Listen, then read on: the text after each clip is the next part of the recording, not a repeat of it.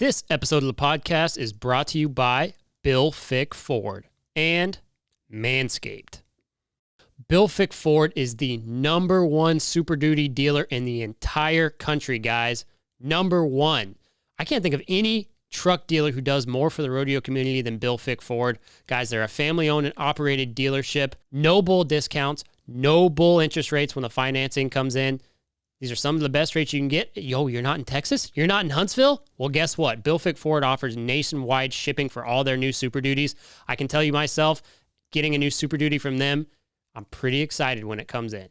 Talk to Bill Fick Ford. Go to billfickfordhuntsville.com. That's billfickfordhuntsville.com for the best deal on a new Ford Super Duty pickup. Check them out. Guys, Manscaped. The Lawnmower 3.0. The only thing I wish I could have done in my whole life is try the first and second version of this trimmer. Why? Because I wanted to see how much better this one was than what they created before. I will tell you, they sent me this exact Lawnmower 3.0 right here. I took it to town. Guys, I did what they said. I mowed the lawn. It was a pleasurable experience, to say the least. I know we have a lot of ladies out there. I know we've got female followers, a good number of you. Guys, get the Lawnmower 3.0 for your man, for your cowboy, for the men in your life. Everybody wants a clean undercarriage. Everyone wants clean shaved. I know, this is a weird topic, right? It's a little bit weird. But in this Lawnmower 3.0, you have the most premium trimmer on the market. It's waterproof, guys. You've got 90 minutes of battery life with this sucker. You've got this little LED light. You see that? Yeah, you can trim in the dark. If you don't want anybody to see you, you can trim in the dark. Maybe that's in a living quarters horse trailer. Point is, I will never use another trimmer in my life. Once you guys get your Lawnmower 3.0, you will never, ever use another trimmer. With their ceramic blades, they've got a 7,000 RPM motor with quiet stroke technology. Yeah, quiet stroke technology. You cannot go wrong with the Lawnmower 3.0, guys.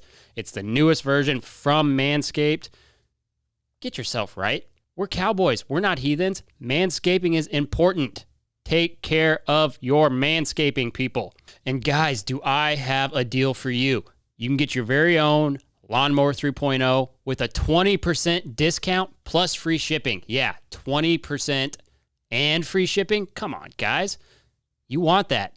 Use promo code GAUGE at checkout. That is GAUGE at checkout when you go to manscaped.com. You'll thank me later. Manscaped.com. This is The Gauge with host Chance Conradu. Are you freaking serious? It's Conrado. This is The Gauge, and I am Chance Conrado. On this episode of the podcast, we have got a world champion tie-down roper, Shane Hanchey, in the building. If you guys didn't know, Shane Hanchey is a big fan of LSU.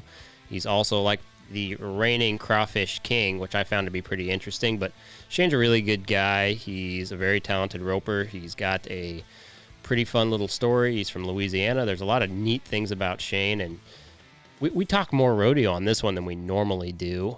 But yeah, I think it's worth the listen, and Shane's cool, and support him if you ever feel like you want to eat some crawfish or something. He will hook you up. Check it out. How was Haven's podcast? Was it pretty good? It was pretty good. Yeah, that one's worth listening to. It was interesting because I didn't know a lot about him, and he's, I mean, other than just kind of what he's done, where he's from, and all that. But I don't think I ever even had met him before that. And yeah, he's a cool kid. Yeah, he is. He doesn't look like a calf roper. No. I mean, that's the thing. I was like, first time I met him, I wasn't expecting him to be, that small of a guy. No offense to him or anything, but he is pretty, which is even more impressive, right? And we hear certain people complain about being small. Yeah. Look at him. Like, I don't think it matters. Yeah. No. But just a good dude. Yeah, he is. He's a good kid. I like him. Yeah, me too. Yeah, his goals really interest me, and just how down to earth he is. And I could never leave my parents' place. I want to take that over, and it's not a lot of people are that grounded. Yeah, anymore. Especially if you've ever been to Miles City, you would really wonder what the hell he's thinking. Yeah, there ain't much up there. I don't know. For him to just be as humble as he is, to kind of do all that the way he did it, and just like, yeah, it was cool. Yeah, first guy since what, 85, Yeah, Joe B. something like that. Yeah, Yeah. Joe B. And I think he even did a couple of things that Joe didn't Yeah. do. I think circuit finals and all that. But did Joe do Rookie of the Year average and? I don't know if he I don't won the think he got average, the that average. year. Yeah. I don't think he did. Who would have won the average that year? Yeah, I don't know. Way before I was born. Maybe like Mike McLaughlin or Yeah. somebody like that. But yeah, way before I was born too. Yeah. But, you know, Yeah. being a calf roper, you kind of gotta Unless you're Haven, that's one of understand. the things. Like, he knows nothing about rodeo history, especially tie-down nothing. history. You can ask him. He knows nobody. Nobody. Like Yeah. even like Blair Burke on Sweetness. You'll Yeah. ask him, man, did you ever watch Sweetness go with Blair? And he's like, Who's that? yeah, Blair had Sweetness. Like I'm like, oh man, that's one thing about me is You're into the history? tie-down? well, I mean, my whole life growing up, I mean, with my brother roping calves and my two cousins right down the road that I kind of when my brother left for Florida that I kind of looked after and was with all the time. That's all we did was watch NFR tapes and watch Really? roping tapes and rope the dummy, tie the dummy, and I'm pretty good with NFR history and especially calf roping history. Yeah. Yeah, that's interesting. Yeah, because I was a little bit like I loved watching the NFR. I loved watching Fred and Cody duke it out when I was a kid. I loved that, and I liked how Trevor was coming up while they were doing that. And I don't know, it was interesting to me. But when I was roping calves, it was just like a weekend thing, right? Like I really enjoyed like high school and all those things and other sports, and then rodeo was just a summer thing for us to do in Colorado. Well, that's me too. Like growing up, I went to Little Britches rodeos. I mean, like y'all probably in Colorado, Little Britches. Little Britches, CGRA Yeah. rodeos, and that's really about it. That's all we had for youth rodeos in Louisiana was Little Britches rodeos. And Right. So on the weekends you went to the Little Britches, and during the week for me I was playing baseball. Like I went to the rodeos on the weekends because that's kind of what the kids did around there in Louisiana. And I didn't even think I was going to rodeo for a living. Didn't even think that was even an option, you know. Right. Until I got that horse, and I was 16 when I got him, and then quit baseball, and here we are. Yeah, I mean that's interesting, right? Because like if you only ride shit horses and tie down, you get sick of tie down real quick. Especially being our size. Yeah, no, absolutely. Yeah. Yeah, I mean guys like us who are under the 6 foot mark and under the 200-pound mark. I mean, if your horse is shit, you get beat to hell. You just do. Yeah, it'll burn you out, make you want to quit. It does. I mean, it did it to me. You know, I after high school, like I quit roping calves completely, and actually because of some family drama, like I wanted to get out of the family horse business completely. I was sick of riding horses with my dad and doing all that, and sick of freaking barrel horses. And because we had good barrel horses, we had shitty rope horses. You know, we had no arenas, so I always had to rope with other people, which I hated doing, and stopped roping. And that's what most people do. Oh, yeah, I think the main reason people quit, you know, in the horse industry is getting burnt out and not having the caliber of horses, you know, the other people have, and really it just kind of makes you not even want to wake up and strive for it, you know. Yeah, that's funny. I got kind of a funny story about that in high school rodeo, because I played football and did all that, ran track, and I played lacrosse too, and then rodeoed in the summer. So I did 4 sports a year, and all through middle school and all through high school. But there was a time where like I would party a little too hard in high school. That was one of the problems that me and my sisters had, is we partied our asses off. Right. And me, my sister, and then Ivy, we were all in high school together for 3 of our 4 years. Oh, wow. Yeah, it was wild. And we went to a big high school, not a rodeo high school. We were like one of the few rodeo families in our town. And I probably told this story on the podcast before, but I mean, we partied our asses off. And there was a couple of times during the rodeo season in the summer where I hid like behind my bed to not have to go to the rodeos because I was so hungover. That's hilarious. Yeah, I mean, we had, I don't know what it was like for you with horses. I mean, did you have a bunch of crappy horses and then came up with this one real good one? No, I mean, really, like when I was growing up, so my mom, my dad, they didn't rodeo. My dad maybe rode bareback horses at the amateur level long before I was even born. Yeah. But my brother roped calves, and my uncle across the street, he trained calf horses, and he had his card and he rodeoed. I wouldn't say he tried to make the finals, probably financially couldn't afford it, but Right. he was more or less, rodeoing, and so my brother kind of got into it with him, and of course, being the little brother, you always want to do what your older brother's doing, and so Right. I actually started left-handed. I am left-handed, and so I started roping That's funny. left-handed. I am too. Really, Yeah. and my brother and my uncle said, only 5 guys have made the NFR roping calves left-handed. It's big disadvantage. And Right. swapped me over when I was, 6 or 7, and just kind of was going over there and helping them rope when I was in middle school, kind of elementary, middle school. Nothing really big, just would kind of rope in the evenings. I had 2 younger cousins, an older cousin and a younger cousin that lived across the street, and so when they'd rope, I'd go rope, type of a deal. But I always was kind of on borrowed horses, one that they'd have over there, or nothing really that we went and bought, so to say. Right. And then just kind of fell into Riata, that horse that I got when I was a sophomore in high school. And Yeah. kind of catapulted my career. Great so, horse. Yeah. How did you get that horse? I mean, what was it?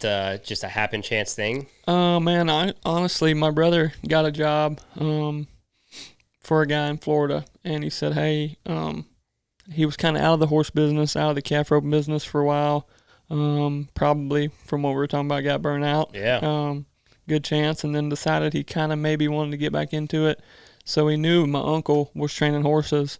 He made a phone call to my uncle, said, hey, I've got this horse. I want you to train it to be a calf horse. And my uncle is a cutting horse trainer now, and he started doing that at the time. And he said, well, I'm not really training calf horses. He said, but my nephew's right here, and I've kind of taught him everything I know, and I think he's one of the up and coming calf horse trainers that's around. Yeah.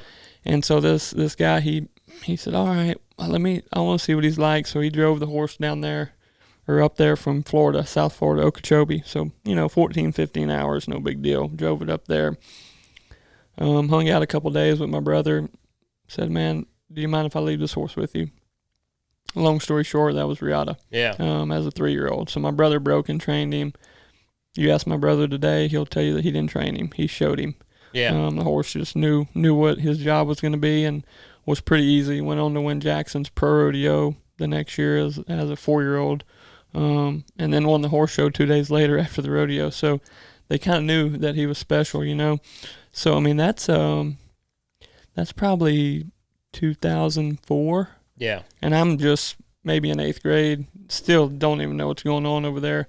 So anyway, so that young success that Riata had, Buck Daniel is who my brother worked for. Said, man, I got a few more horses I want to send you, so send him a couple more. And next thing you know, he's got a barn full of these Buck Daniel horses. Then Buck offers him a job down there in Florida. Buck builds an arena, builds a barn, all that good stuff. So my brother leaves to go to Florida. And I remember vividly, I'll never forget this. The night before he left, he said, hey, I'll let you ride Riata at the high school rodeo. And I'm a freshman. I mean, like, not even placing at the rodeos. Totally green. Yeah. I weigh 100 and maybe 5 pounds. Like, there ain't no way I'm even going to make state finals. So kind of as a parting gift, he's like, hey, I'll let you ride Riata. And I ended up winning the high school rodeo. Like, winning it. And which is just a testament to how important horsepower is in I mean, it's everything. It's not even, I mean, what that horse did to my confidence, shot it through the roof, And so ended up winning that rodeo. Well, he leaves for Florida. He says, hey, I'm just going down there, going to work for a year or two, get back on my feet financially. I'll be back, I promise. He's still down in Florida. That's been 2005. Yeah. So, but now he's married with a couple kids, so he's indebted down there, and he loves it, and he still works for the ranch and all that. But yeah, that's pretty rare. I mean, usually guys just don't stay with outfits that long. Yeah, no, he's been with them since 2005, and Buck passed away probably 12 days after I won the world. Really? Yeah, he had a stroke, and Pat passed away out in 2014, and they're still running the ranch down there, and Jason's still running it and all that. But yeah, I mean, so you asked how I got the horse. I went off on a long road, but yeah, that's what we do here. Go off on tangents. So in 2006, there's a big roping down there in Florida. I flew down there, And, of course, Buck let me ride Riata. And it was an open, and it was like 6 head. And, I mean, I was still real green. Hadn't really won much. And ended up winning maybe second or third in the average. And so, anyways, we're at a table kind of like this for lunch at a little cafe. And this is New Year's Eve. So this is when the roping was. And he said, you know, boy, if you found that horse to ride back to Louisiana, you can have him. And I said, well, I'm flying back, but I mean, if he can fit on that plane, I'll hitchhike. I can get him. I'm gonna get him to Louisiana somehow. Yeah. And so once I got that horse and knew that that's what I had, and I knew that this is an opportunity that you got to take advantage of. That this horse is, you know, at the time he was probably 7 years old, but he was seasoned. I mean, he was, probably the best shape and the best as far as being 7-minded that you've ever seen in a horse. And I told myself that, hey, this is your calling. I mean, if you want a rodeo, if you want to make the finals, it's time to pour everything into it. Right. And I started homeschooling, quit baseball, and like I said. What grade were you in when you did decide to do all that? I was a junior in high school, yeah. So you're almost done with high school. Yeah. I started homeschooling when I was a junior, and then won the state my junior and senior year on him, and my rookie year was 2009, so didn't take long after that. Yeah, and then you won Rookie of the Year, which, your rookie year, that's what everybody kind of strives to do, but... Yeah, it was so different for me because Tough the year before had made the finals as a rookie, first one since Joe Beaver in the Calf Open. Mm-hmm. And me and Tough are, we've been thick as thieves since we've been probably 11 or 12 years old. Right. And seeing him do it, I was like, I'm doing it. Like, that ain't going to be a fairy tale ending if I make the finals. Like, my rookie year, I want to make the finals. And, it's a lot harder than people think. It's easy to say it, yeah, right? Yeah, and so my rookie year, I got my ass kicked, man. I didn't know what to expect, really, and had a few misfortunes. Riata got sick over the 4th, had to send him home for the rest of the year, but I figured it out and ended up winning the rookie, and I'm wearing the buckle right now. Yeah. That just goes to show you that, I've been fortunate to win a lot of rodeos, but winning the rookie was the thing that kind of catapulted me, knowing that I can hang. And then the very next winter at Fort Worth, winning it in 2010, was kind of the moment I said, man, I'm going to do this. I'm going to make the finals, It was pretty cool. I mean, it is cool, and it's funny. It must be something about Rookie of the Year buckles because, I think Haven was wearing his Rookie of the Year buckle. Jamie Smith was in here wearing hers. I mean, people, it's a special thing, right? Because it's probably the hardest part of rodeoing, right, is being able to figure out that rookie year. And, I mean, you were probably lucky you had the right people around you to show you how to enter, show you how to do the things that you have to do, work with pro comp, the struggles that people have when they start rodeoing. If you were hanging out with Tough and what have you, I mean, you had people around you to help. Oh, for sure. My rookie year, I was with Clint Cooper, Tough, Mike Arnold, who was helping drive and stuff. So I paid attention to all that, how we entered, how we went, where we went. I think the biggest transition for me was been there, done that. Kind of been there my rookie year. Maybe not have done good, but the next year I knew what to expect. I knew what the cabs were going to be like. I knew what the start was going to be like, and I just was a whole lot more comfortable, which proves your fact that it's so tough to win the Rookie of the Year because you're only a rookie one time, and to go in there and have to beat the best guys in the world, you're not just roping against rookies, you're roping against guys that you've looked up to your whole life, and that was a tough year, 2009. I kind of look back on it. I'm glad I was able to win the rookie, but wish I could have made the finals. Yeah, and it's interesting, right? Because it's like hindsight's 20/20. You see somebody like Haven come through and sweep the entire thing like no one else has, especially, and then you talk to him and he's just like this random dude from Montana. Nobody really knows who he is. He doesn't really know who anybody is. Even after he does all that, he's still like flying under the radar right now. It's weird. Yeah, the first time that I paid attention to Haven, Chris Neal's got a bigger open in Guthrie in November, and I think it was 2017, and I made the shootout, and it come down to me and a kid from Montana. And I'm like, who? You know, I'd kind of watched him, but I didn't really know. And then you kind of behind the roping boxes, you kind of hear this, that kid that's with Brent, or Brent, he's living with Brent. And, you know, you kind of hear that, and then you watch him. And I'm like, kid's got some game. You know, kid's got some game. And then he ties one maybe in 7-4, 7-5 in the final deal. And I ended up being 7 flat. And I just remember he was last to rope. And I remember me walking out there after he roped. He won second, and shaking his hand and said, I'll be seeing you around, kind of a deal, you know. And sure as shit, he gets he wins the gold buckle by $1,200. I know. 2 years later, you know, by me. So I just had watched him, and ever since I'd watched him at Chris Neal's deal, I was like, he's for real. You know, he's got a good mare. And then at San Antonio his rookie year, him and Shad were they had both won 10,000 in their set, and I'm like, yeah, they're for real. Yeah.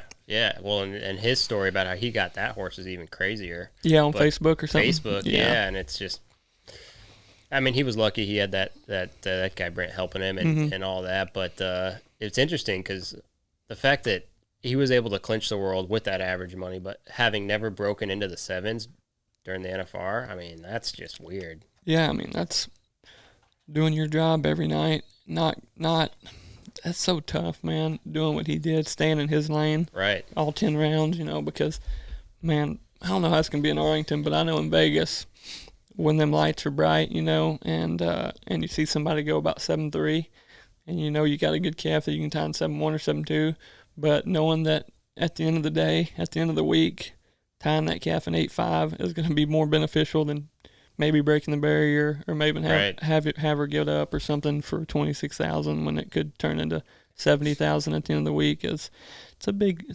deal. It goes to show you how tough his mental game is. Yeah, I mean, for your first, you know, your trip to Vegas, I mean, what was it like for you? Like, how did it feel? Everybody kind of says the same thing, but you know, if you're like a small town kid and you go like to Vegas for the first time for that, like it's just different. Even if you just go there to go there, it's weird.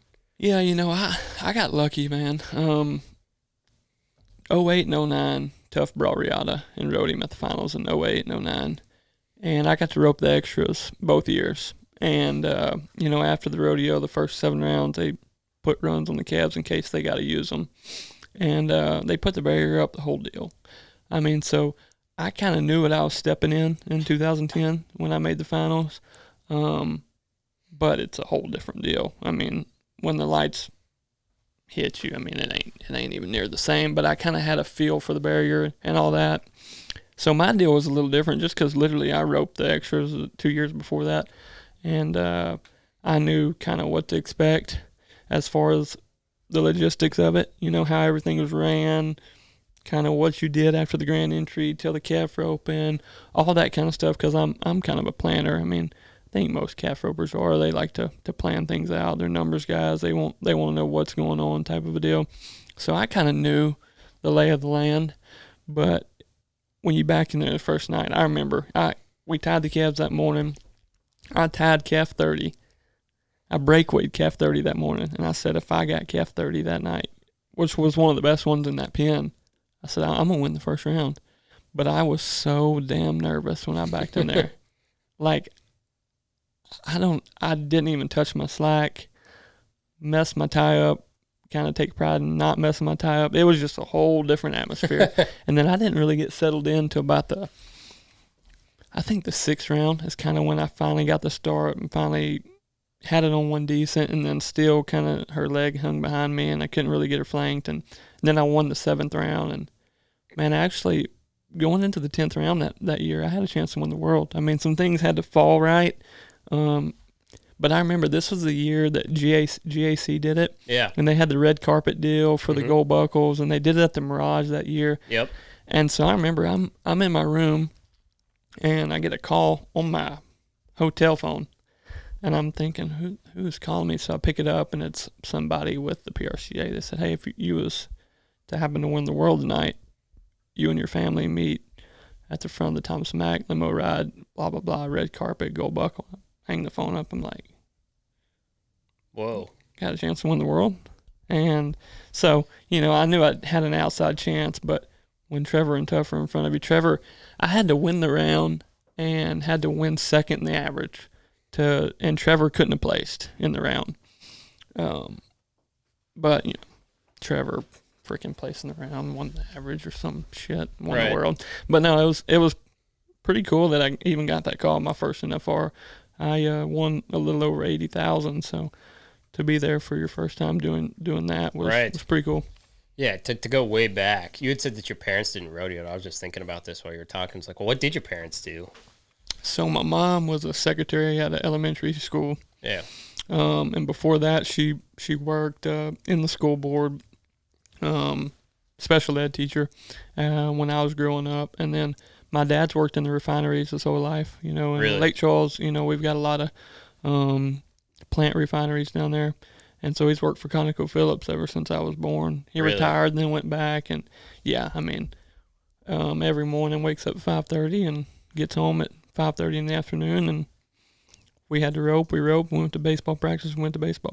And so he was kind of the guy who never took time for himself then because he just didn't have it? Never. Yeah. Still to this day, don't. Really? No, not even close. Yeah, that's a tough industry to spend your whole life in.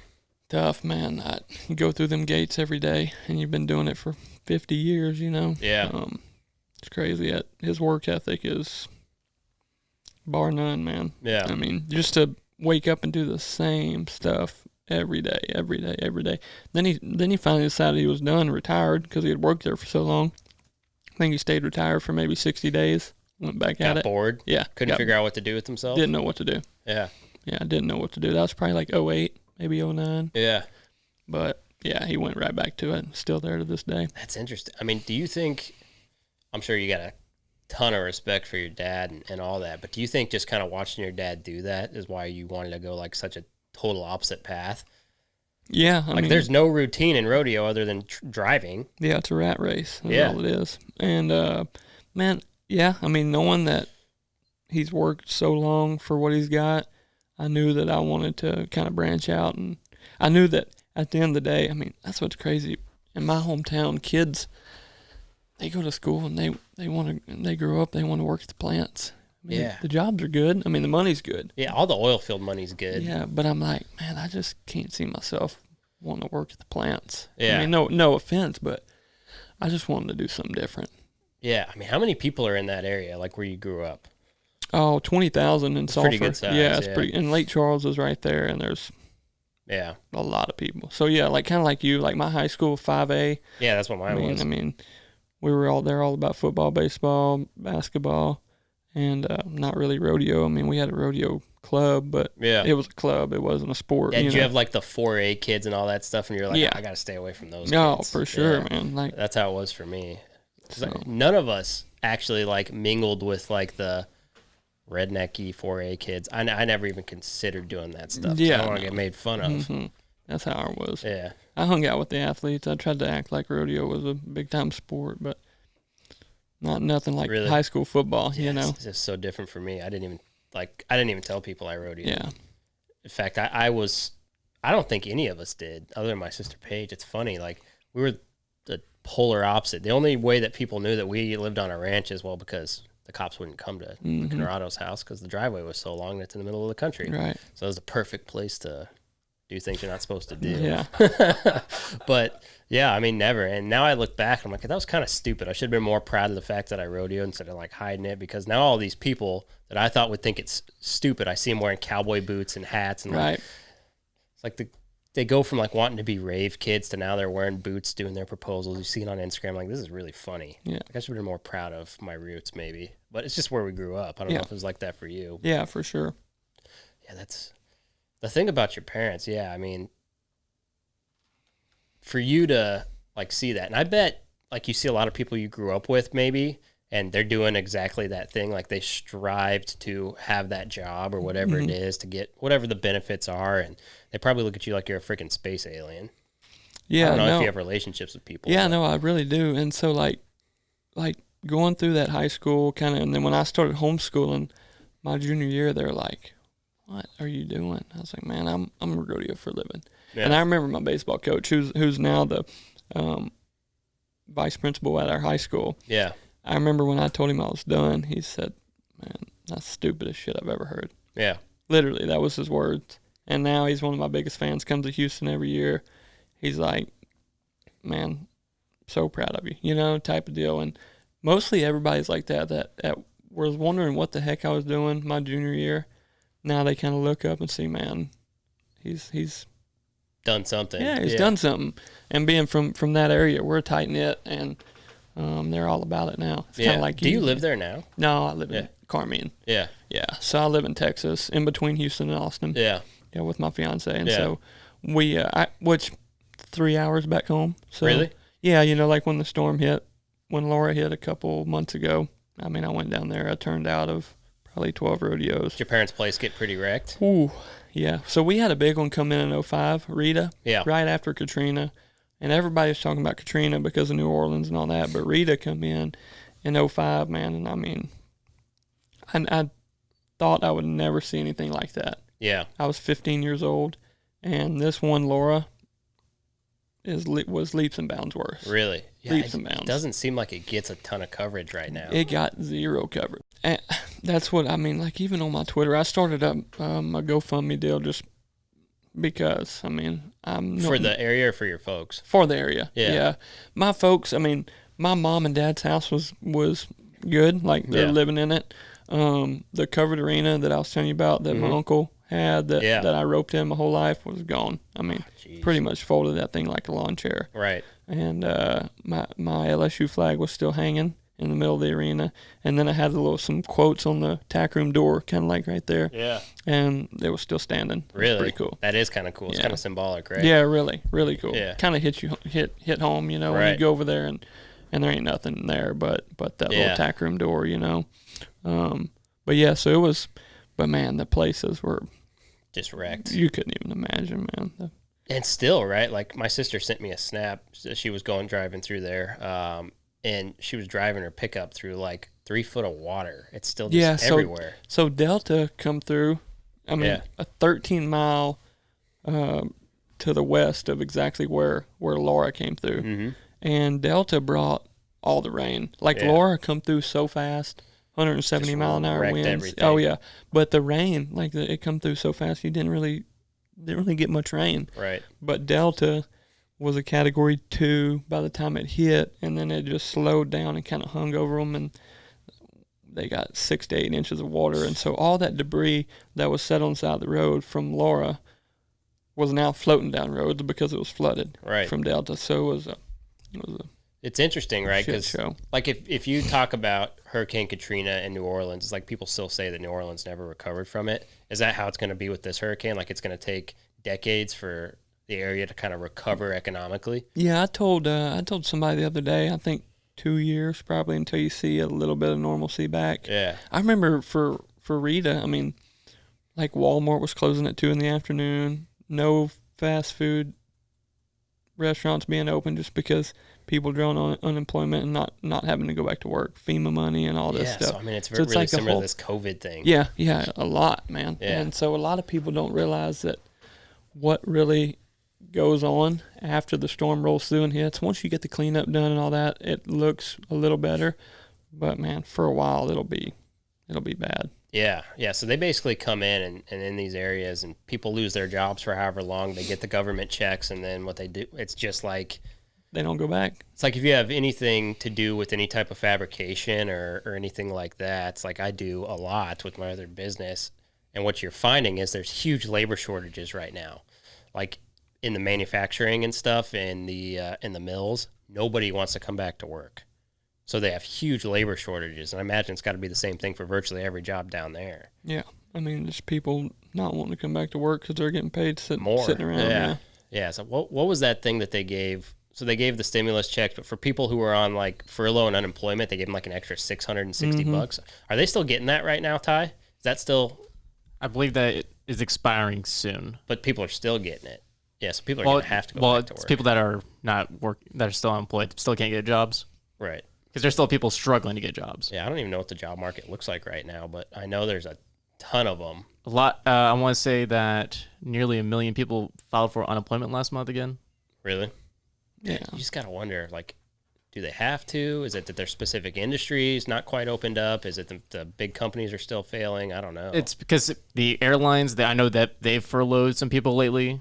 And there's just a lot of businesses that just with how long this pandemic's going, they're now beginning to furlough people a lot more. I know Disney furloughed nearly over 200,000 employees last month too. Didn't Disney open back up though? Exactly. It's just tourism is still just not working right now. Yeah, people are scared to go anywhere. Yeah.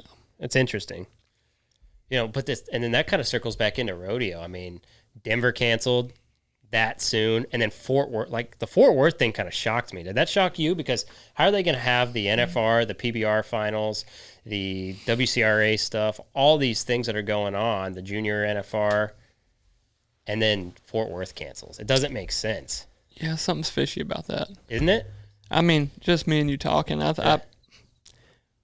I'm just giving an opinion. I have no facts based on it, but if I was to guess, I would think that they couldn't get all the money rounded up or something. I mean, because you don't just cancel this early before the election with all the other stuff going on. Yeah. Literally, we're having the back number ceremony in the Dickies Arena. It doesn't make sense. Which, I mean, not near as many people, but my deal, like even San Antonio, they moved to the Freeman Coliseum. So we're not even going to rope or ride in AT&T because Freeman's smaller and it's easier to clean up, blah, blah, blah. But it just, canceling Fort Worth, it threw me for a loop. I mean, I'd heard rumors, a couple weeks ago that's probably not going to go, but I was just like, that's a rumor. They're going to go. I just don't get it because it's inconsistent. I mean, they just opened up that stadium. You would think that they would want to gravitate to whatever event they could to try to. Right. From what I saw from reading to some articles, they said that if they weren't going to be able to do a handful of the events, and if that wasn't the case, they didn't want to do it because that also means they could easily lose money on the event. Mm-hmm. What events could they not do? Rodeo. It didn't specify in the article. That's just from one of the quotes I read. Yeah, I think like maybe not necessarily rodeo wise, but maybe like horse shows or some shows all the stuff that goes into the Fort Worth Stock Show. Yeah, I mean that makes sense, I guess, and maybe that's why Denver canceled because they're very similar in what they put on. But Denver, it's more political just based on how they. Well, yeah, you would know a lot more over there in Colorado. Yeah, but I mean it's basically California, if not. I mean, just their governor and the mayor of Denver.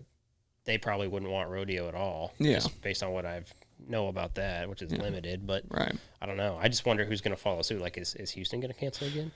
Yeah, that was kind of the big question after they seen Fort Worth cancel with San Antonio and Houston going too. But I really think Houston's going to do everything they can to have rodeo. Yeah, I mean, because in Houston, the rodeo, it's like different, right? Like everybody in that town looks forward to the rodeo. Yeah, I've got one of my good buddies that's got season tickets to the Texans, and he said that there's more days at Rodeo Houston than there are Houston Texans home games. Yeah. To kind of put it in perspective, like how much money does NRG, or is that what the stadium's called now, NRG? Yes. Yeah. Yep. How much money do they make for them 28 days consecutive rodeo, and compared to gotta be stupid the 7 home games that the Texans have? You know what I mean? Right. So it's a huge deal to Houston. I mean, huge. Yeah, I don't know. Yeah, I mean, I hope that doesn't happen. And then it's funny though, because earlier this year, I was like, "There's no way any of the rodeos that canceled are gonna cancel." So I'm taking the opposite stance. I'm like, "They probably will." Yeah, right. Yeah. Who knows at this point? I'm like you though. We just need to get this election over with, and maybe we can start seeing which who knows what that's gonna be like. I mean, it depends on who you listen to. Yeah, which is I don't know. I don't know if you listen to politics at all. I don't. Yeah, you kind of can't because then you just get sucked into it, and the next thing you know, it's been like 3 years. Yeah, exactly. Yeah, and you still don't know anything because they don't want you to know anything. Right. Guys, it's not audio only. The Gauge is on YouTube. Every single episode's on YouTube. We got 4K cameras, the best stuff. Check it out on YouTube if you want to see faces. Bright, smiling faces. We don't just use this lighting for nothing. We video it. Subscribe to our YouTube channel. Hit the notification bell. Lots of people are watching the videos, but not a lot of people are subscribing. Please help me. Help us. Help the Gauge. Subscribe on YouTube. One of the things that really interests me about you is this freaking crawfish thing. it's really interesting. Like I've seen it on Facebook. People are like, "Oh, I'm going to Shane Hanchey's crawfish trailer." Like, where'd you get the idea to do that? Just because you're from the South and like you eat crawfish? Pretty much, man. Like I've always had a thing. So I love being from Louisiana. Yeah, that's your pride. Yeah, I mean, love LSU, love the food, love the people. Will always be from Louisiana type deal. And when we moved over there to Carmine, we're right in between Houston and Austin, and I'm like, man, I want some crawfish. And so closest place I could get it pretty much was Houston. Yeah. And that's still an hour and a half. And I got to kind of thinking, I'm like, I want to open up something, and kind of just more or less just was thinking, I was like, man, I want to do a food trailer. And kind of got to talking, and I've got good family friends. The Broussards, Taylor Broussard made the NFR in the bareback riding last year. They've probably got the biggest crawfish. They call it a crawfish farm? What do they call it? Well, they farm a little bit, but they do a lot of,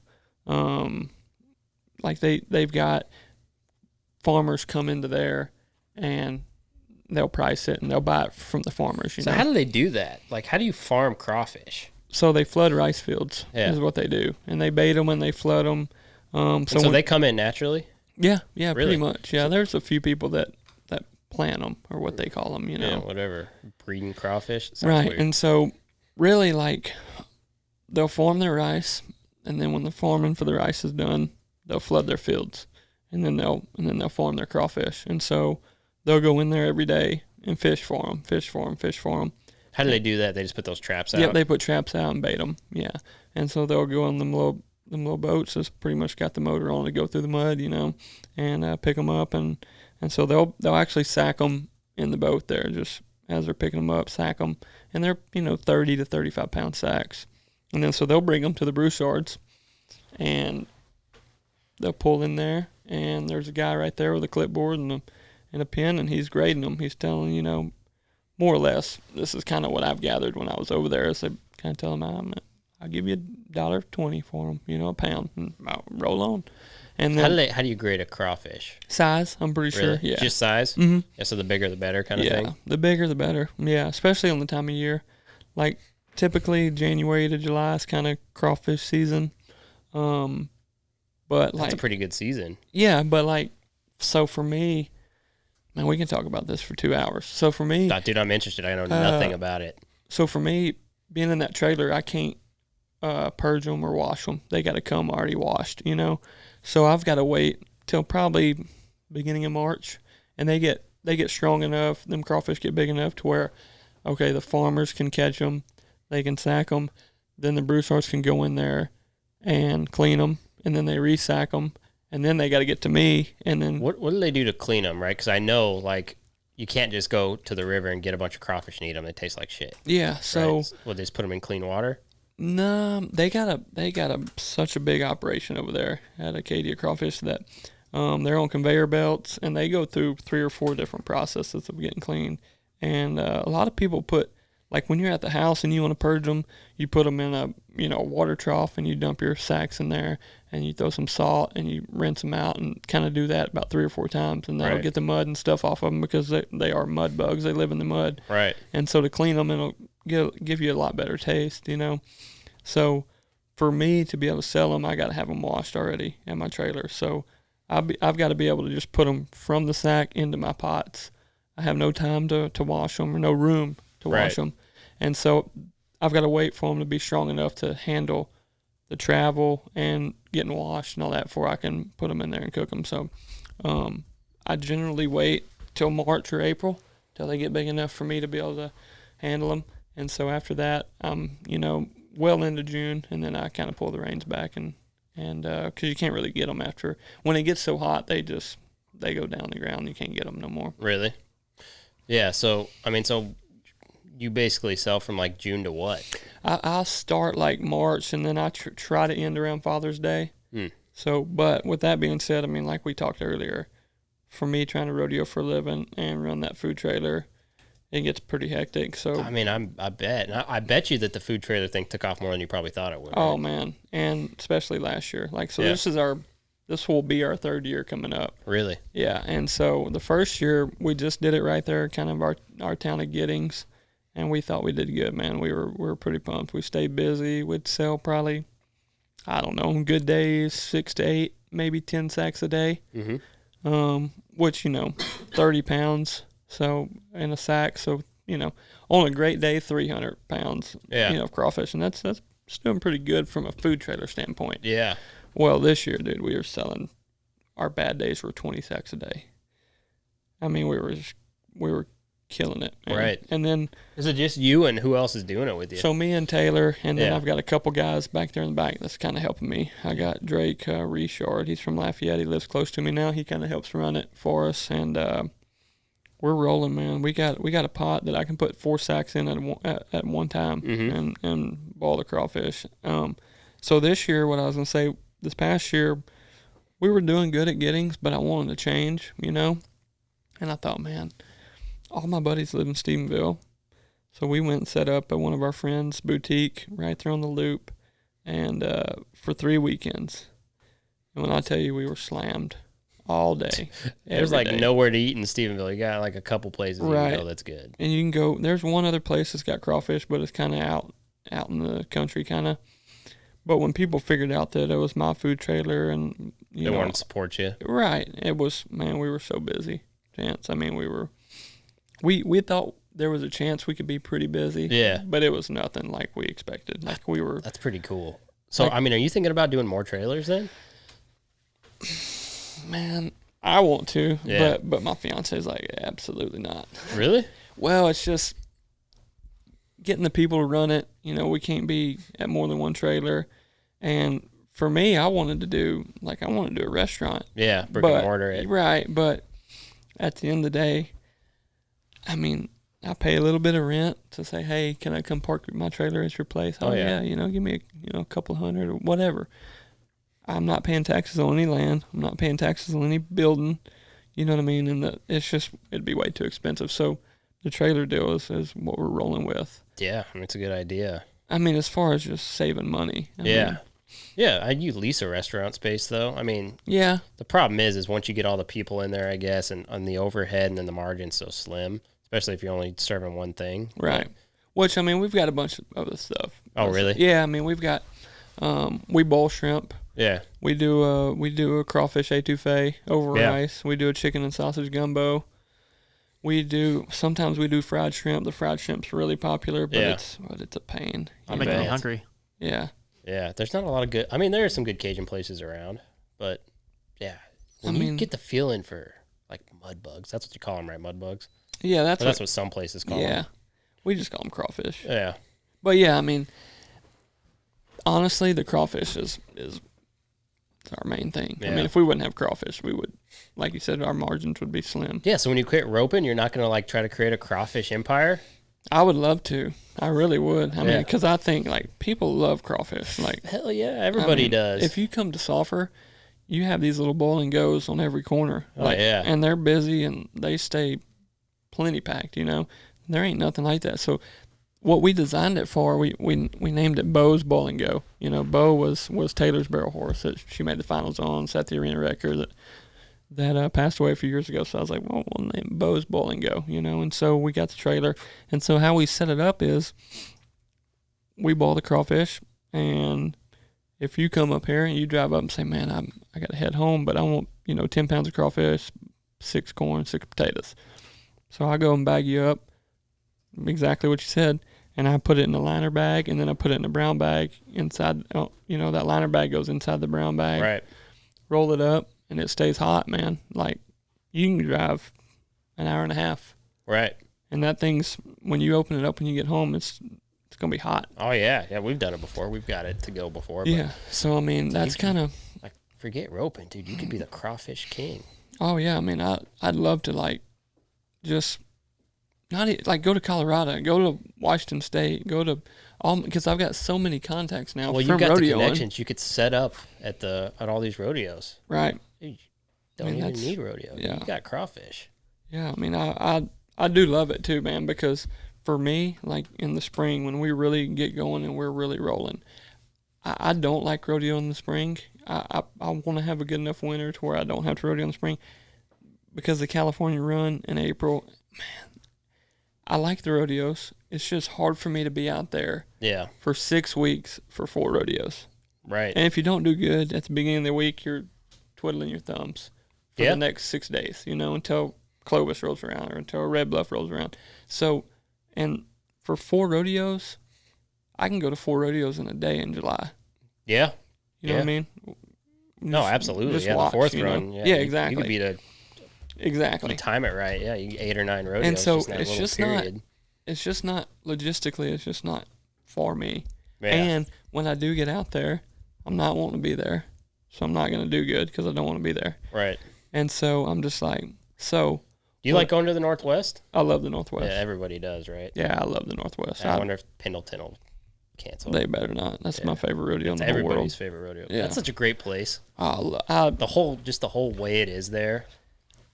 dude, I've told my parents, they come to Calgary every year and they come to NFR. I've said, y'all have to come to Pendleton.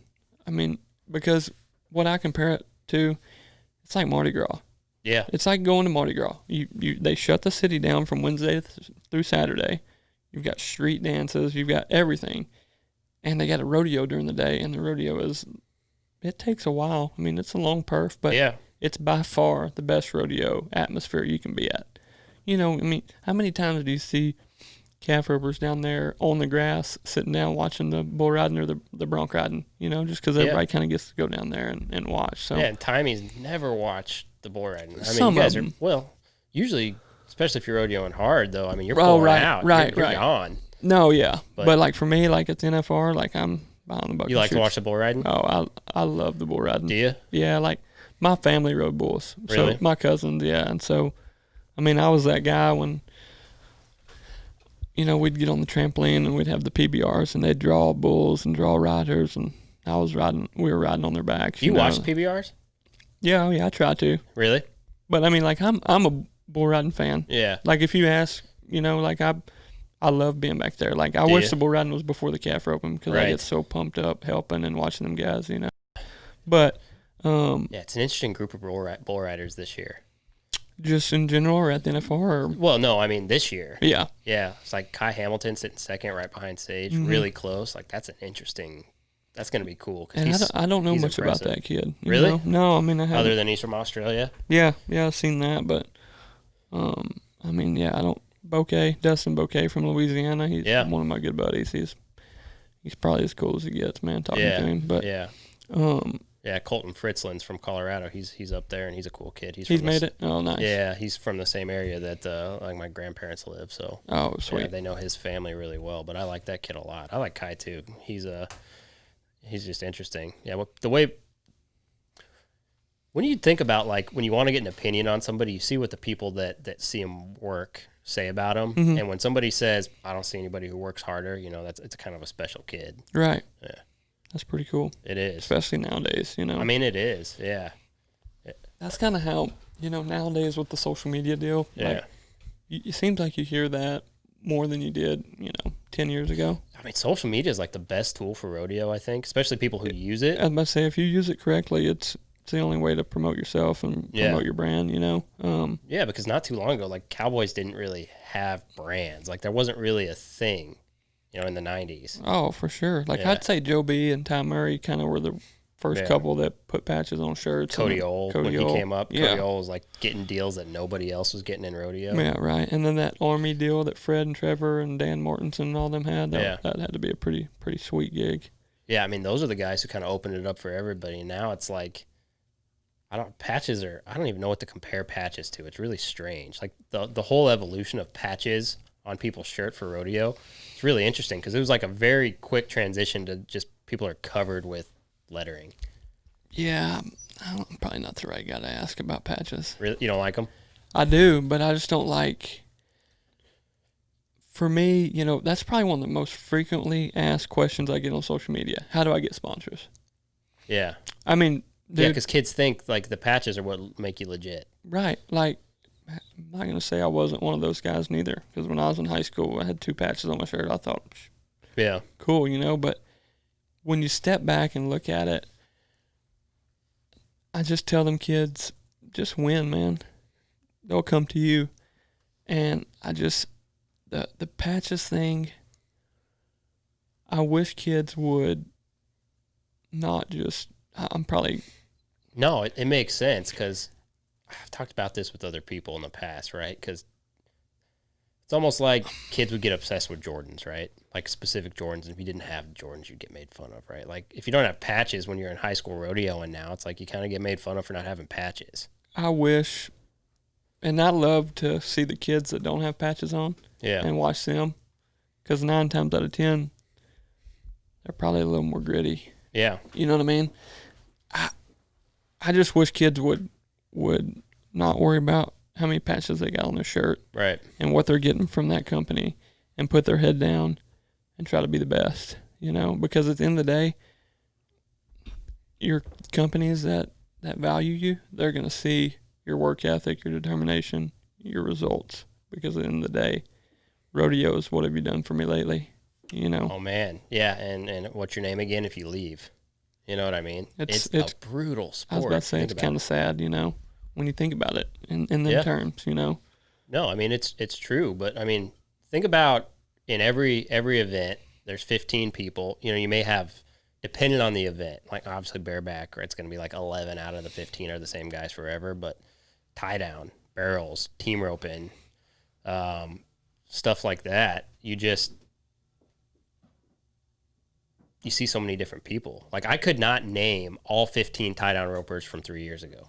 No, I mean, I think it's one of the sports that it's a revolving door, Yeah. because these kids that are growing up and man, they've been going to these ropings and these rodeos for so long now.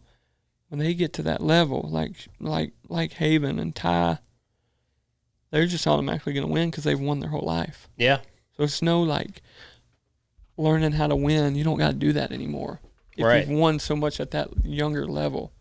Yeah, because the competition's evolved so much. Right. I mean, especially in Texas. Like if you win the high school, if you win the high school finals in Texas, I mean, you probably could win the world.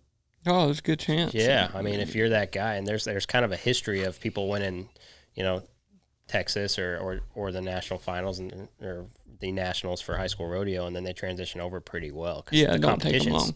No, because the competition's just stacked. Well, that's kind of like the whole junior open thing. I mean, you can come to a junior open in Texas at Joe B or one of them put on, and they're going to have 100 ropers. Yeah. You're going to see every kid in Texas, Louisiana, to this side of the Mississippi. And then you go to a roping down there in Florida, and there might be 30 kids. Yeah, I mean, it's just like that maybe Colorado. Yeah. Maybe 5 of them 30 maybe could hang if they come to Texas. Yeah.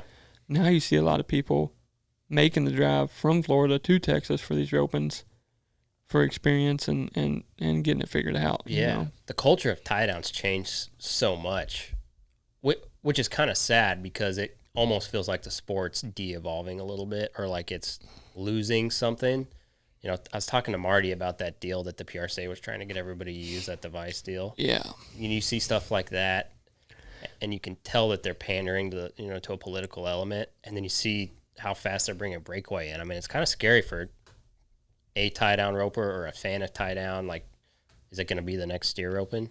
Yeah, I mean, there's a reason I got that food trailer. Yeah. No. You know what I mean? Exactly. Planning ahead. Yeah, I mean, I'm not saying that it's in 2 years we're not going to have tie down roping, but yeah, I mean, I'm a little nervous about the way the direction it's headed, because it's like for me coming in, it's like, oh, they won this jerk down rule, and so we gave them the jerk down rule, and then it's like, oh, we want this no 6 seconds, we want this, and so for me it's like, okay, why are we the only event they are steadily coming after when y'all can't really prove that this rodeo or that rodeo is wanting to eliminate y'all because of our event or this sponsor or, prove it to us. Has anybody actually come out and say, like from a rodeo standpoint or a sponsor standpoint, that they actively do not want tie down at their rodeo? I've never heard. Never heard that. I've said prove it, And yeah. It's almost like the people I've talked to, because I've gotten really curious about this when I found out. So when I get a chance, I ask people who might know. People who work on rodeo committees or GMs of places. What? Yeah, People say exactly. what to that? So that's my biggest thing is y'all always want to be on our back, want us to give, until there's no giving left, and so for me, I'm just like, okay, it's pretty simple. Let's take care of this calf situation. Let's actually pay some people that does this for a living, because there's people around here that do this for a living, that bring these roping calves to these junior ropings, these rodeos, and they pride themselves on having good stock. Just like these other stock contractors pride themselves on having good bucking stock. Mm-hmm. We've got them guys. So let's have a timed event stock contractors card, okay? Now the big stock contractors are going to get upset because they're not making their money on the runs, okay? But say we bring in, a timed event stock contractors card, and the rodeo or the committee or whoever appoints the timed event stock contractors card for that rodeo. And then you have your rough stock guys, okay? And then we worry about these calves. Make sure they're weight, make sure they're of weight, make sure they've got enough runs on them.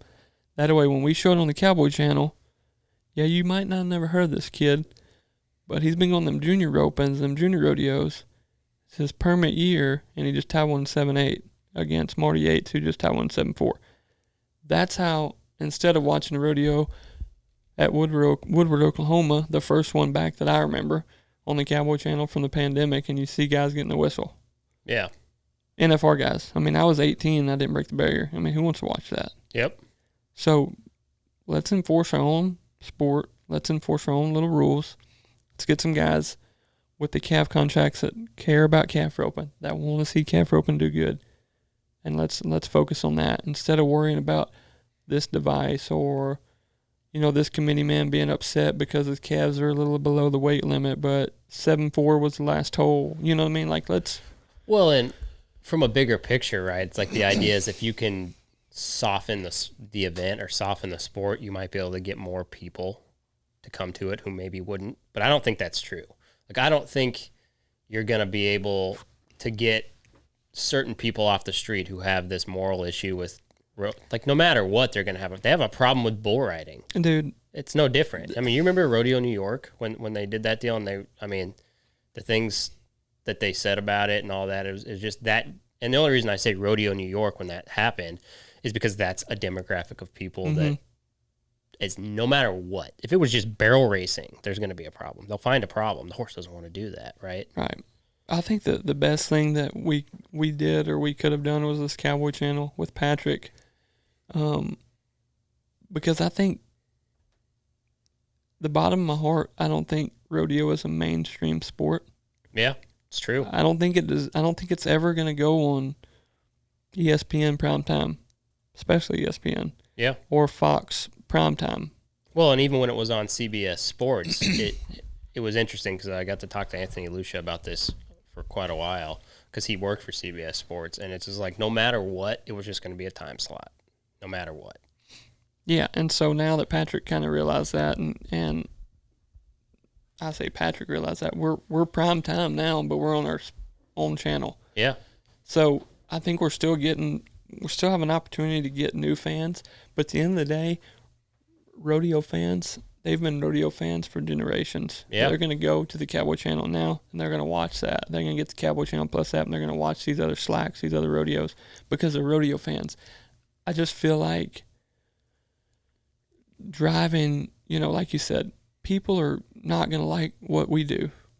Yeah, certain people, but there's this whole group of other people who that love it, but there's another group of people, right? It's like, so one of my big ideas with this show, and it was kind of the main idea, the way that I thought it could grow, but also help grow the sport of rodeo, is take people from other places, right? So we invite these really famous people on the show who don't rodeo, like famous girls from the hunting world, right? Oh, here's this girl, she shot a lion, she went on Good Morning America, Kendall Jones and all that, and she got a couple million followers, and talk to her about rodeo, and then she's like kind of interested in rodeo. So I think those are the people you bring in. You can't target LA or New York. That's never gonna. It's no matter what you do, they're gonna be like, look at this idiot in a cowboy hat. Right. He's wearing it backwards.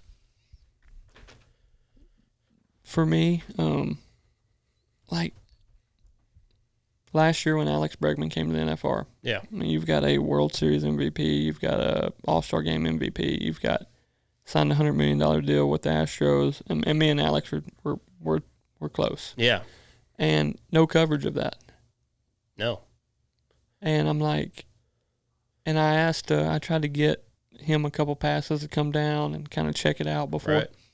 No. I'm like, how are you going to grow this sport? They wouldn't give them to him. He sat higher than my parents. I'm like, how'd you get the tickets? Oh, we bought them. I'm like, how are you going to let Alex Bregman buy tickets to the NFR? Yeah. If I was running the NFR, running the PRCA, he'd have been right there on the gold buckle seats.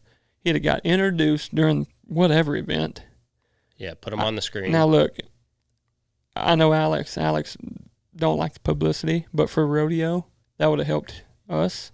Yeah. Like, man, this guy flew to Vegas to watch the rodeo. Well, you know? yeah. I got a good buddy who plays for the Rockies. His name's Ian Desmond, right? And so I'm teaching him how to rope. Yeah, the I've dummy. seen them videos. So that was I see he was roping the dummy or something. Yeah, I mean, so I was teaching him and his kids how to rope, and he's like he's obsessed with horses and the idea of rodeo now. He listens to the shows. He's a great guy. It's the same thing. It's like, dude, this guy is a 5-time MLB All-Star. Yeah. He's got like $100 million contract.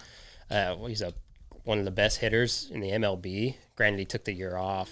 Really cool guy because he's all about. Oh, he did. He took the year off. Well, he did because they couldn't bring their families, and like Right. all he cares about is his family. Right. Like he's a great dude, but he took the year off and totally different ideals about how things should be than like me, for instance. Right. But so enamored with like our lifestyle and how it is, and granted they're not allowed to ride horses or anything, but or Yeah. do really anything that could hurt them. I mean, the Right. Madison Bumgarner thing, that was crazy, but Yeah.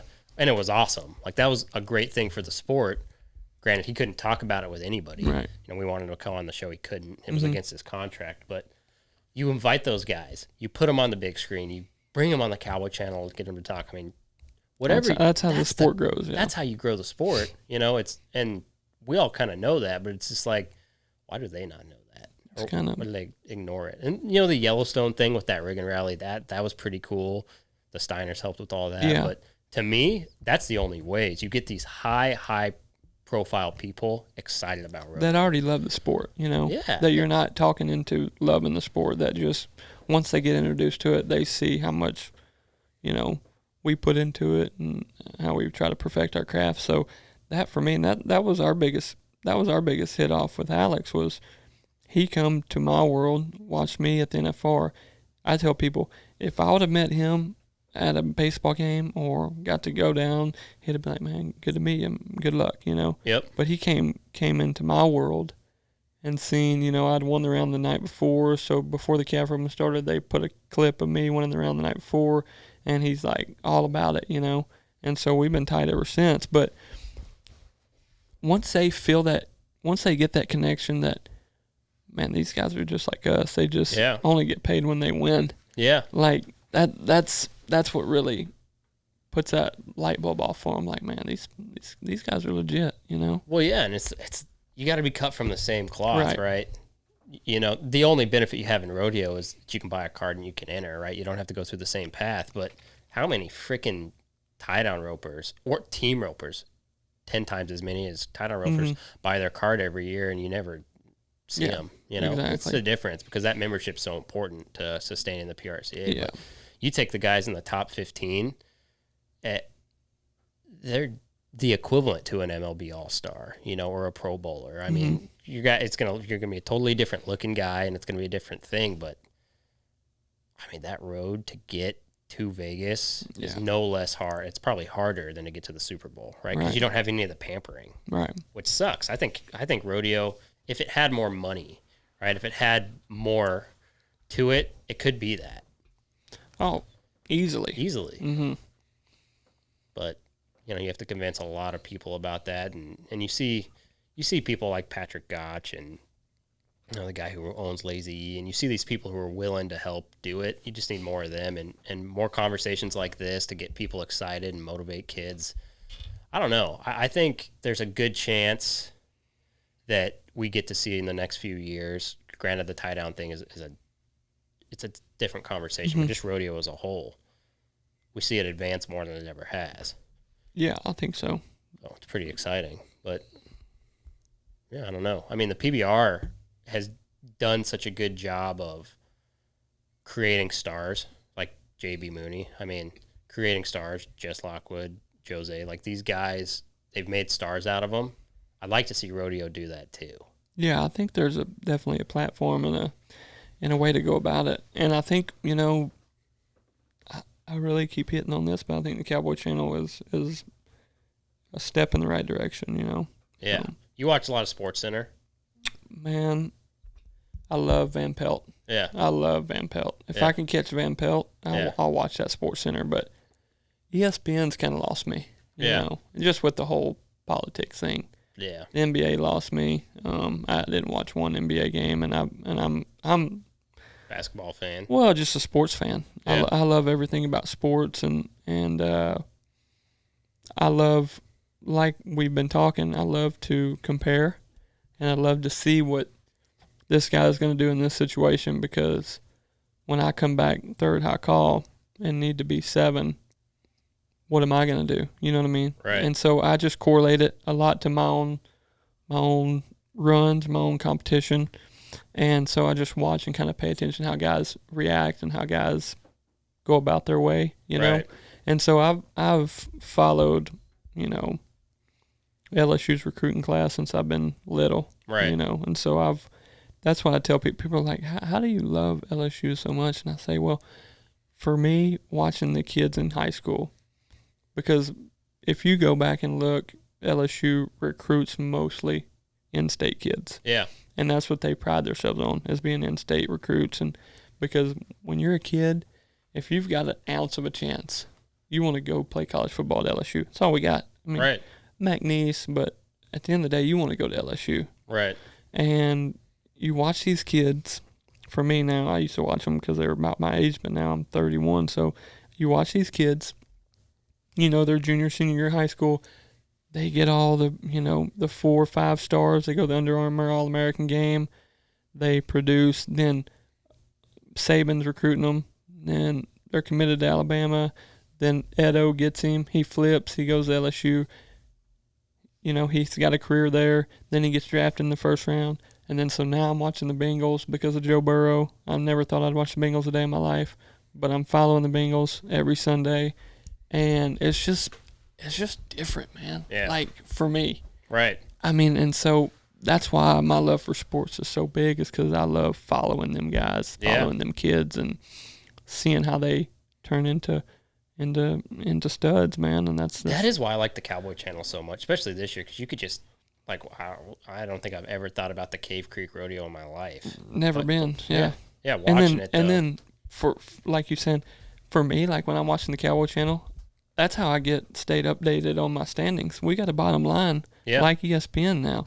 You can see the breaking news or the horse of the year winners, and it's a lot easier to get to than going on ProRodeo.com, searching. That's my biggest deal is people come to me, Chance, are like, man, all your social media is sports related. Like, I'm like, hey, man, no offense, but if you want to learn what I did at what rodeo, you can go to ProRodeo.com. I'm not the guy that's going to go on there. Yeah, you're not a Tim O'Connell. Yeah. Well, I'm not just going to be like, hey, man, it's a lot of work. 8-4 at the first round at, North Platte, Nebraska. Right. Thanks. Which I've learned that I've got to start doing that, for my sponsors, because they, they're not saying every run, but I need to occasionally do that. But that's what I tell people that come to me, like, signing autographs. They're like, man, all you do is talk about sports. I said, that's who I am. Yeah.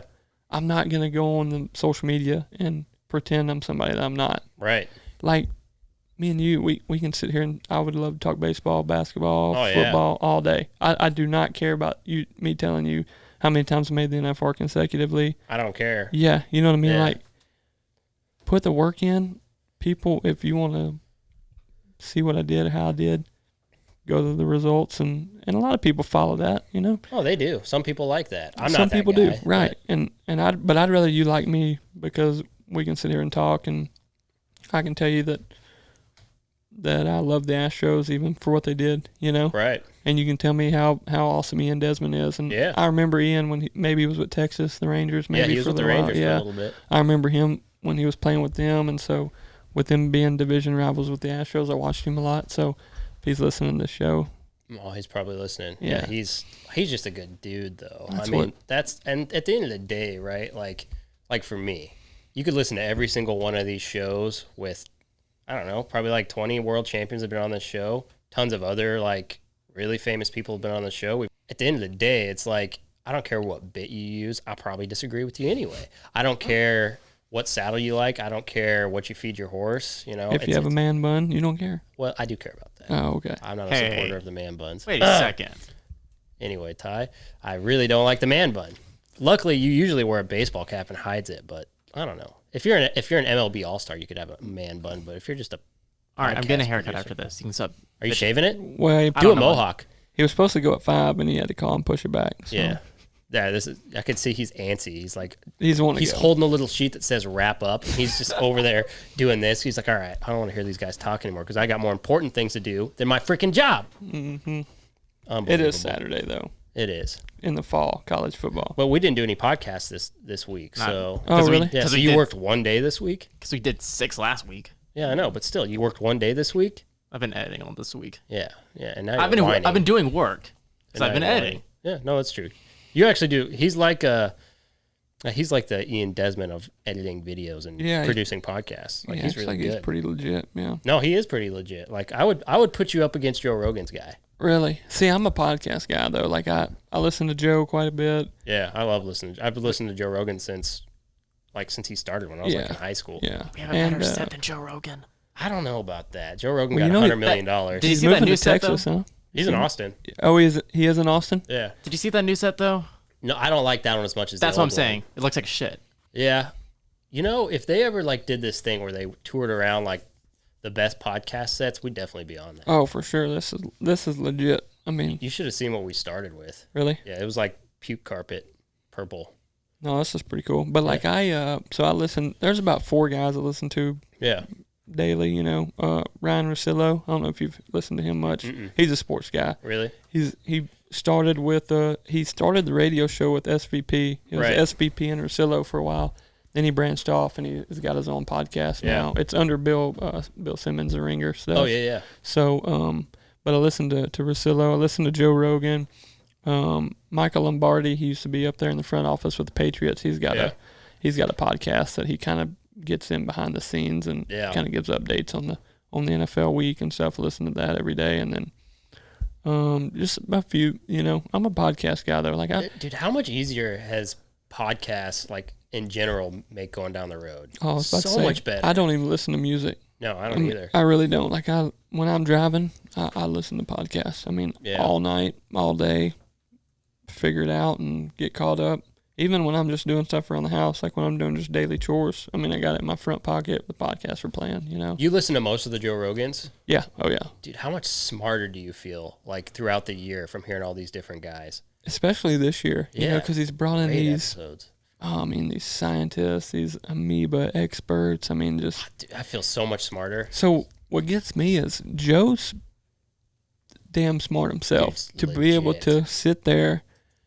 And, you know, you've done your research. You probably did your research on me. But, Yeah. I mean, think about the research that he's got to do on these medical doctors that study half the brain because the other half, you know what I mean? Like, he's getting paid good, but, man, he's putting in the work. Just like, He's definitely putting in the work. I mean, I started thinking about doing this 3 years ago, right? And I was like, and I was a little nervous because I just didn't think rodeo would be, like, in general, like not any particular group of people, just wouldn't quite be able to appreciate what I thought I wanted to do, which is basically just rip Joe Rogan off in a sense. Right. But, you know, you look at what he did, like culturally for so many industries, it's like, okay, I would love to be able to, like, okay, I can talk pretty good. I'm pretty savvy. I know everything there is to know about rodeo. I've rodeoed my whole life. I just, our industry needs something like that, you know? And at that time when I was thinking about it, there were no podcasts at all for rodeo. And I'll be very honest, I haven't listened to any rodeo podcasts before. No. Not a single one. But that was the energy that I kind of felt like needed to happen. And, you know, I put it off because think I talked to my dad, Kelly, and my sister about it, and I brought it up to Dustin a couple of years ago, and he goes, "What's a podcast?" Yeah. Yeah, I was like, "Well, no, don't worry about that. I just think it would be cool. Can I call it the Gauge?" Because I think tying it to 12 gauge ranch would be kind of cool because you're trying to do this thing with 12 gauge ranch, and he said no. Really? Yeah, and not no like dickishly at all, but just like, no, I don't think so. You can use the name. And so I was going to set this up in an office, an extra office I had for my business. And I don't know who he talked to. He talked to somebody about it, and he was like, you know what? That podcast sounds like the best idea ever. I was like, you said you didn't know what a podcast was. What'd you learn in the last year? And then we kind of decided to do it together instead of just me doing it. That's good. And obviously Dustin brings a certain flair to things, which helps. Right. But yeah, I mean, now it's crazy. I mean, Ty, you're a perfect example. You never would have thought it would be this huge thing. No. Yeah. I mean, how shocked are you with the numbers we get every day? It's crazy. I was shocked 2 months in. Yeah. Really? Yeah. So people were hungry for something like this. Same here. And I thought the same thing. Yeah. That Rodeo needed a podcast. Yeah. Like when I started the Cowboy Journal, like how you say, you patterned everything out of Joe Rogan. Well, I love the Cowboy Journal. I patterned everything off of the Players Tribune. Yep. I mean, when I would read the Players Tribune, when I read the one article that stuck out to me, what I read was Richard Sherman. And Richard, say what you want about the guy, but he's smart. I love Richard Sherman. Went to Stanford, smart guy. And his story was, or his deal was called Why I Hate Playing Thursday Night Football. Yeah. And so he goes in and describes their day-to-day deal. Like we said about whatever, pampering, whatever. But, so when they play on Thursday, how he goes in and says, okay, now their Sundays of Wednesday, their Mondays of Friday, their Tuesdays of Saturday, type of deal. And how their bodies aren't ready because they just got done playing Sunday. Yep.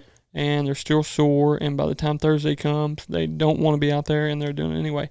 And I thought, man, if people really knew what we go through rodeo-wise, we just drove 14 hours to run one.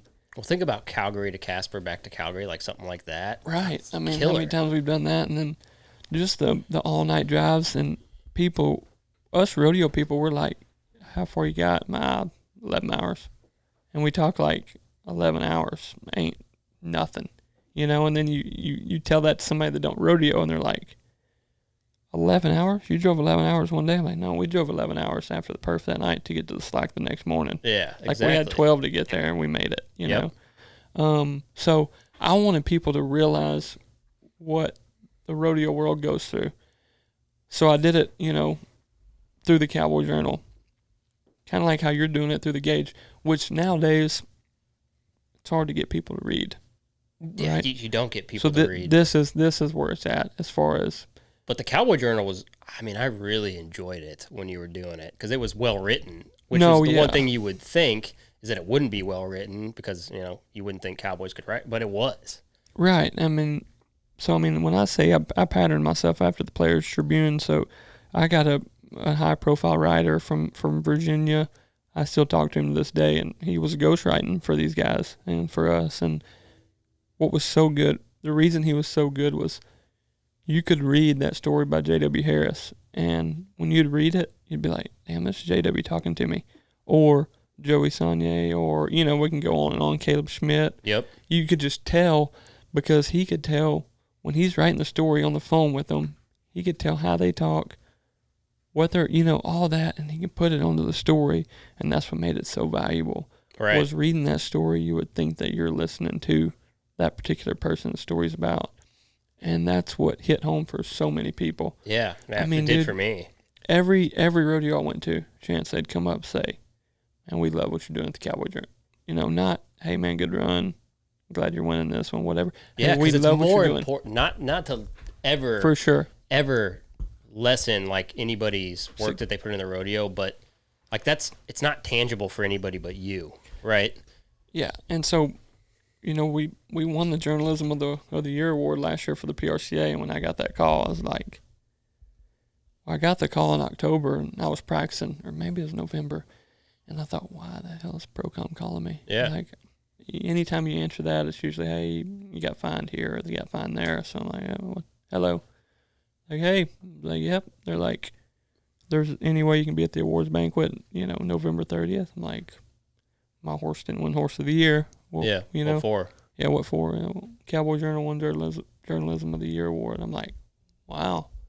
Didn't even know we were in the running. They said, well, y'all won. I said, so that's pretty cool, Yeah, I always that's have really cool. that buckle and that plaque no matter what. But just goes to show you how much work was put in for that. And it got a lot of people's attention for sure. It did, yeah. I mean, it definitely kind of helped me kind of map out.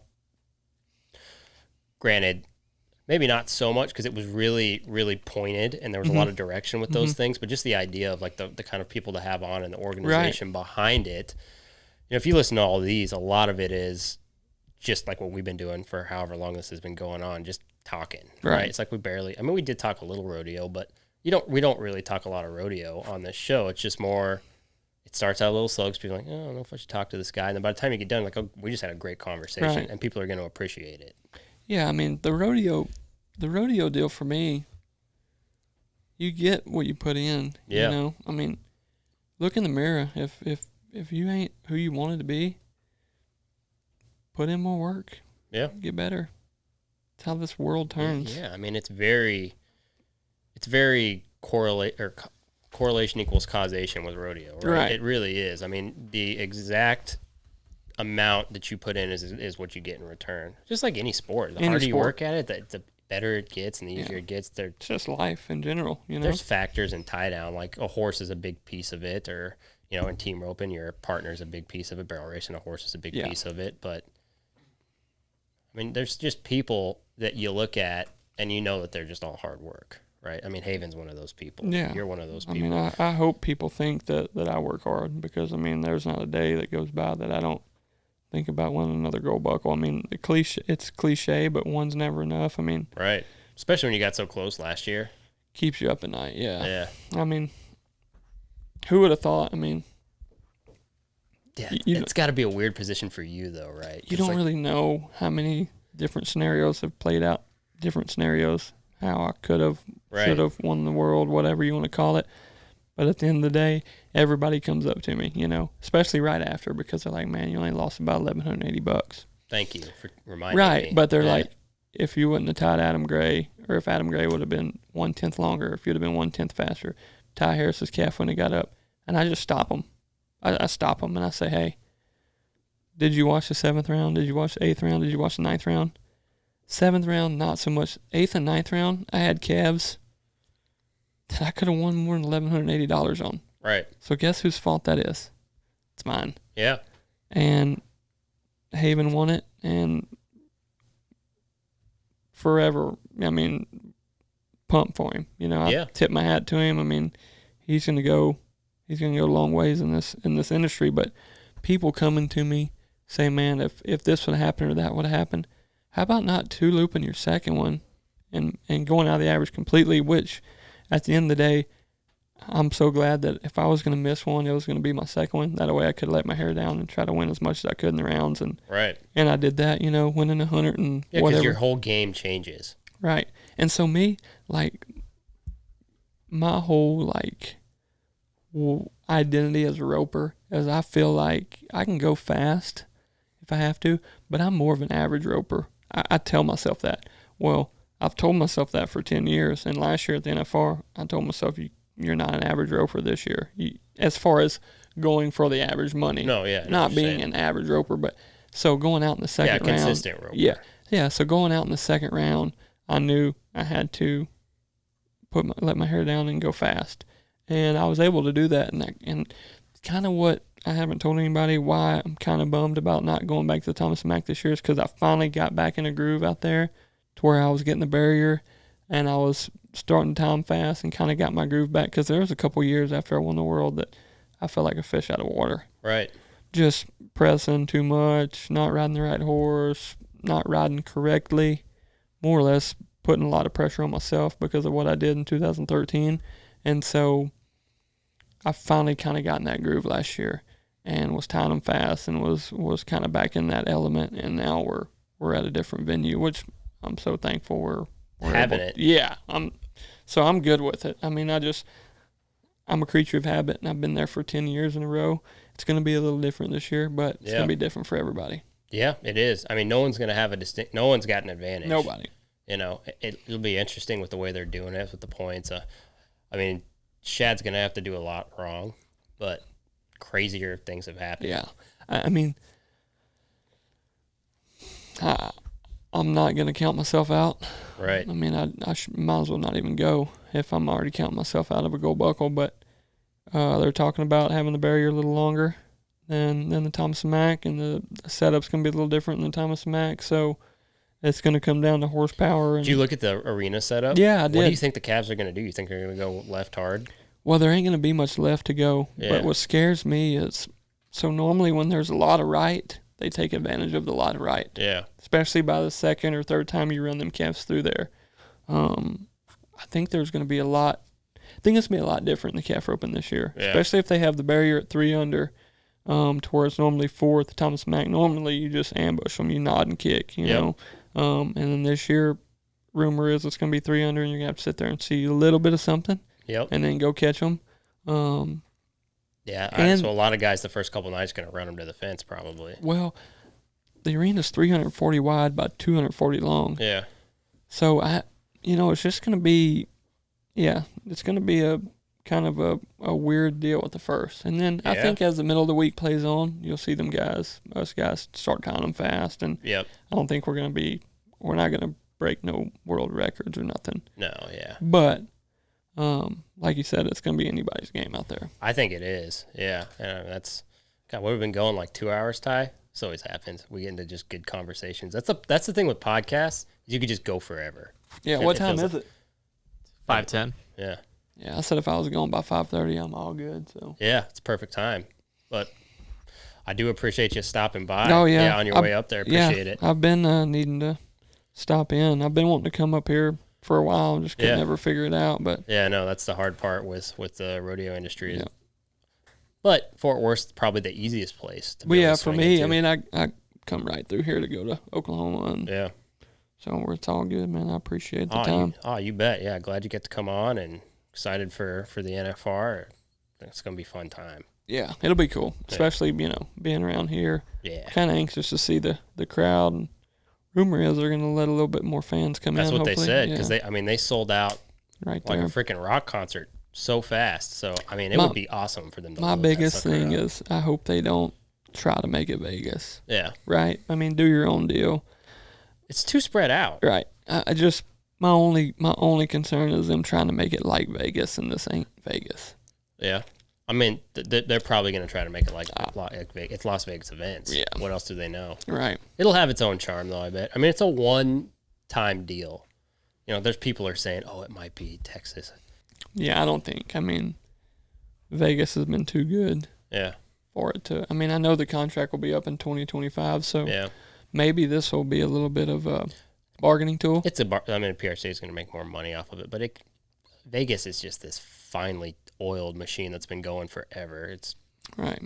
It's too good. The rooms are too cheap. The whole environment's The too after simple. the after deal, the after Yeah, you go to parties. South Point every night. There's so many fun things to do. Like, I would be not a yearly NFR guy anymore if it wasn't in Vegas.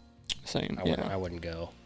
Yeah, even though it's in my backyard, it's just not the same. Like Vegas, Mm-hmm. it's just too much fun. You go to the rodeo, it's over in an hour and a half. Then you decide where you're gonna go party. And the day you go to Cowboy Christmas, spend money. I mean, it's just perfect. Yeah.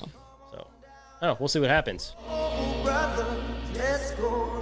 This has been The Gauge, hosted by me, Chance Conrado, produced and edited by our guy Ty Yeager.